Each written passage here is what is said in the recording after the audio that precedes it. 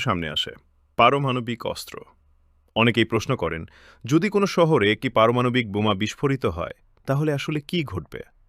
আজকের প্রতিবেদনে আমরা জানব পারমাণবিক বিস্ফোরণের সম্ভাব্য ভয়াবহ প্রভাব সম্পর্কে। বিশ্বে প্রথম পারমাণবিক বোমা ব্যবহৃত হয়েছিল অ্যাটমিক বম্বিংস অফ হিরোশিমা অ্যান্ড নাগাসাকিয়ে ১৯৪৫ সালে। সেই ঘটনার পর থেকেই পৃথিবী বুঝতে পারে এই অস্ত্র কতটা ধ্বংসাত্মক হতে পারে। বিশেষজ্ঞদের মতে একটি পারমাণবিক বোমা বিস্ফোরণের সাথে সাথেই কয়েকটি ধাপে ভয়াবহ প্রভাব দেখা যায়। প্রথম ধাপ, তীব্র আলোর ঝলক ও তাপ। বিস্ফোরণের মুহূর্তে সূর্যের থেকেও বেশি উজ্জ্বল আলোর ঝলক তৈরি হয়।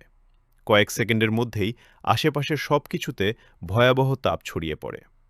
মানুষের ত্বক মারাত্মকভাবে পুড়ে যেতে পারে এবং কয়েক কিলোমিটার দূর পর্যন্ত আগুন লেগে যেতে পারে। দ্বিতীয় ধাপ, শক্তিশালী বিস্ফোরণ তরঙ্গ। বোমা বিস্ফোরণের ফলে সৃষ্টি হয় একটি বিশাল শকওয়েভ বা বিস্ফোরণ তরঙ্গ। এই তরঙ্গ কয়েক সেকেন্ডের মধ্যে ভবন, রাস্তা, গাড়ি এবং গাছপালা ধ্বংস করে দিতে পারে। বড় বড় কংক্রিটের ভবনও মুহূর্তের মধ্যে ভেঙে পড়তে পারে। তৃতীয় ধাপ, তেজস্ক্রিয় বিকিরণ। পারমাণবিক বিস্ফোরণের সবচেয়ে ভয়ঙ্কর দিক হল তেজস্ক্রিয় বিকিরণ।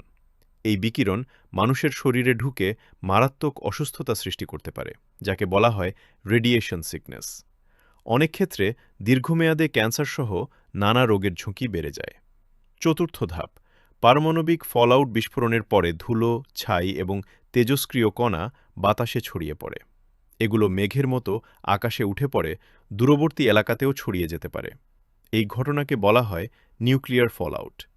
ফলআউটের কারণে মাটি, পানি এবং খাদ্য দূষিত হয়ে যেতে পারে, যার প্রভাব বহু বছর ধরে থাকতে পারে। দীর্ঘমেয়াদী প্রভাব বিজ্ঞানীরা আরও আশঙ্কা করেন। বড় আকারের পারমাণবিক যুদ্ধ হলে পৃথিবীর জলবায়ু পরিবর্তন হয়ে যেতে পারে। একে বলা হয় নিউক্লিয়ার উইন্টার, যেখানে ধোঁয়া ও ধুলোর কারণে তাপমাত্রা সূর্যের হঠাৎ আলো কমে যেতে কমে পারে। এবং খাদ্য উৎপাদন মারাত্মকভাবে ক্ষতিগ্রস্ত হতে পারে। বিশেষজ্ঞরা মনে করেন পারমাণবিক অস্ত্রের ব্যবহার মানবজাতির জন্য ভয়াবহ বিপর্যয় ডেকে আনতে পারে। তাই বিশ্বজুড়ে শান্তি বজায় রাখা এবং পারমাণবিক অস্ত্র নিয়ন্ত্রণ করা এখনও আন্তর্জাতিক রাজনীতির অন্যতম বড় চ্যালেঞ্জ। এ ধরনের আরও গুরুত্বপূর্ণ আন্তর্জাতিক খবর জানতে আমাদের সাথেই থাকুন। ধন্যবাদ।